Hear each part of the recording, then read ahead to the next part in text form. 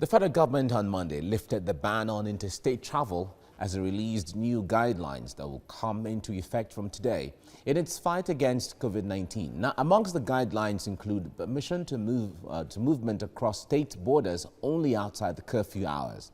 Joining me now via Skype is a public affairs analyst, Ayodele Adewale. Ayodele, it's good to have you join me this morning. A lot of people have different reaction to the federal government lifting the ban on interstate travel. For transporters and the NURTW, they commended the government, but some other people who actually have an interest to travel say, fine, it is also good. But others who are, experts have said that, well, it may not be the right move right now, considering that the figures are still going high. What do you say? Well, I believe the government have done what is right, considering our population, considering the fact that we don't have what it takes to keep people locked down.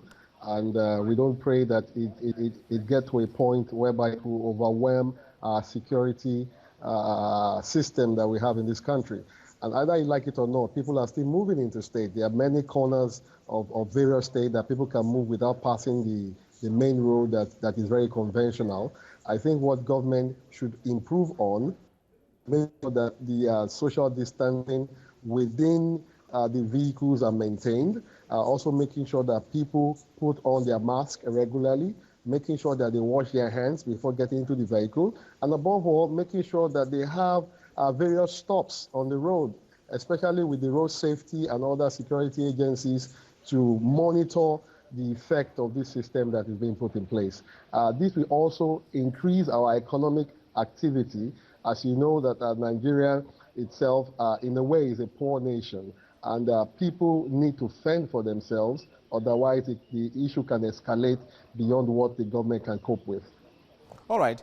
Now, a lot of people are concerned with the fact that the police has not been a perfect or a committed gatekeeper when it comes to ensuring they carry out the instructions of the government to the latter.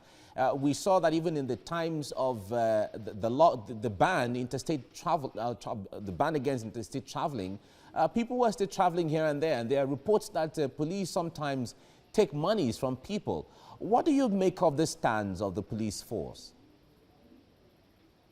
Well, I've often said it that the police need to be restructured. The police system, the architecture need to be restructured.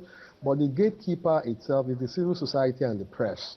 Without good press monitoring, without good civil society observing and also monitoring these systems that are in place, we can never get it right. Even in the United States, it is the press that have always been the monitor of society. And the more you beam your cameras on them, the more they become conscious that somebody is watching. And we just all have to put our hands on the plow. We cannot rely on security operatives alone.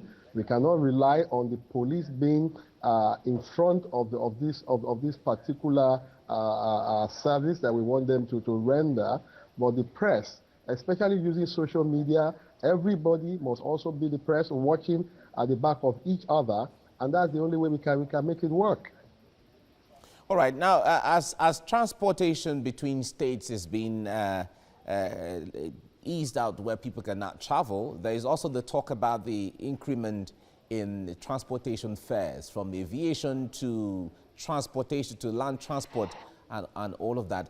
I wonder how this looks as you look at it from the perspective of the people who have not worked for some time, especially when the pandemic had held people down financially.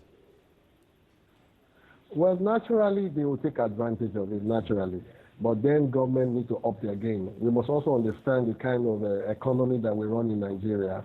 I mean, this sector ordinarily should be heavily subsidized by government, the transport system, which is done in higher climes and most developed climes of the world. If these things are not done effectively well, then it will become very difficult for you to control price. I would want a situation whereby government will call all the organized transport owners to a meeting, especially the interstate transport owners, and try to work out a deal with them. If it's possible for all of the seats that will be empty, government could decide to buy it off.